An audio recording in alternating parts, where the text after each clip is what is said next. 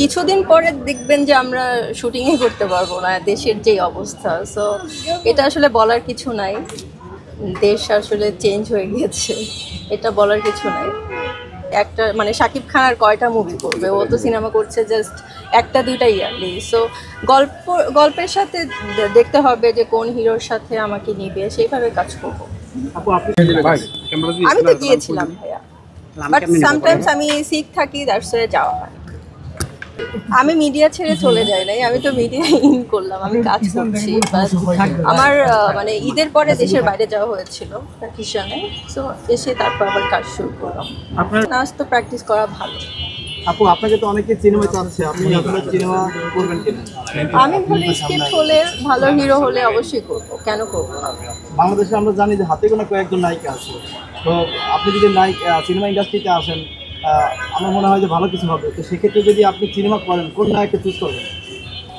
এটা গল্প অনুযায়ী দেখবো যে এই গল্পের সাথে কোন হিরো যাচ্ছে, তো ওইভাবে তো সিলেক্ট করবে, এমন তো না যে। আপনি একজন প্রতিষ্ঠিত অভিনেত্রী, আমরা জানি যে বর্তমান রিসেন্ট সময়ে উত্তরাতে শুটিং অফ করে দিয়েছে আর কি।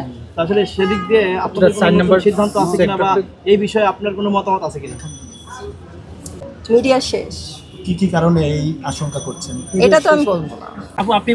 আপনি বললেন মিডিয়া শেষ, কিন্তু আমরা দেখি তো মিডিয়া নাকি অনেকের কাছে শুরু। তাহলে মিডিয়ার মেয়েরা নতুন নতুন এসে তাহলে গাড়ি বাড়িগুলি করে কিভাবে? মিডিয়া যদি ধ্বংসই হয়ে যায়, এটা তাদের কাছে জিজ্ঞেস করবেন, এটা তো আমি জানি না। আপনি বলেন যারা করছে তাদের কাছে জিজ্ঞেস করবেন। আর তারা যদি বাড়ি গাড়ি করে থাকে তাহলে তারা অনেক বছর কাজ করে তারপর করছে।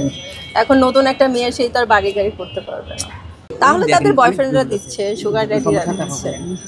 বাট মিডিয়ায় কাজ করে তো একদিনে আর আপনার বাড়ি গাড়ি হবে না, বাংলাদেশের যে অবস্থা। তার মানে আপনি বলতে চাচ্ছেন নতুন যারা কাজ করছে সবাই সুগার ড্যাডি? সেটা তো আমি বলতে পারবো না ভাইয়া, এটা ওদের কাছে শুনবেন, যারা বাড়ি গাড়ি কিনেছে তাদের কাছে শুনবেন, এটা তো আমি কিছু জানি না এই ব্যাপারে। আপু আপনাকে নিয়ে অনেকেই কথা বলে আপনি কি গোপনে প্রেম করছেন, আসলে কথাটা সত্যি? আমি গোপনে প্রেম করছি না, আমি ওপেনে প্রেম করছি। আমার বয়ফ্রেন্ডের কথা সবাই জানে। বিয়ে করবেন কতদিন পর? দেখা যাক। বিয়েতে কি সবাই দাওয়াত পাবে? সবাইকে দাওয়াত দিব। বয়ফ্রেন্ড কি দেশি না বিদেশি? এটা এখন বলবো না, আরো পরে বলবো। তবে এখন নিয়মিত কি নাটকে কাজ করবেন কিনা? হ্যাঁ, নাটকের কিছু কথা চলছে, এর মধ্যে শুটিং এ যাব। সো যখন রিলিজ পাবে তখন সবাই দেখতে পাবে। আপনার কিছুদিন আগে মিউজিক ভিডিও দেখলাম, এখন কি মিউজিক ভিডিওর কোনো প্রিপারেশন আছে কিনা, বা মিউজিক ভিডিওর অফার পাচ্ছেন কিনা? হ্যাঁ, একটা করছি। আমি তো মিউজিক ভিডিওর অফার অনেক পাই, বাট আমি তো বেছে বেছে কাজ করি। সো সবগুলো তো আর হুটহাট করে কাজ করা হয় না।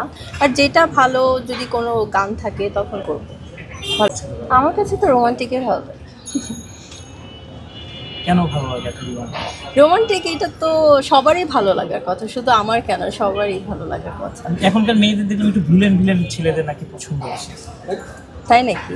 অনেকে বলেন ভিলেন আসলে এটা মানে সিনেমায় দেখতেই ভালো লাগে।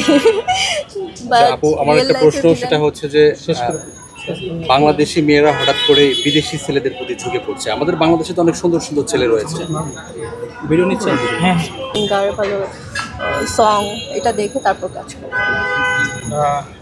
আপনি কি রোমান্টিক বেশি পছন্দ করেন একটু কোন টাইপের? বিকজ বাইরের ছেলেরা হচ্ছে লয়াল থাকে, আর বাংলাদেশের ছেলেরা পরকীয়া করে দাঁড়াচ্ছে। বাংলাদেশ চলে আসে রাবি ভাই আসলে আমাদের বিশিষ্ট সঙ্গীত শিল্পী। আপু আমি পার্সোনালি মিরপুর থেকে আসছি।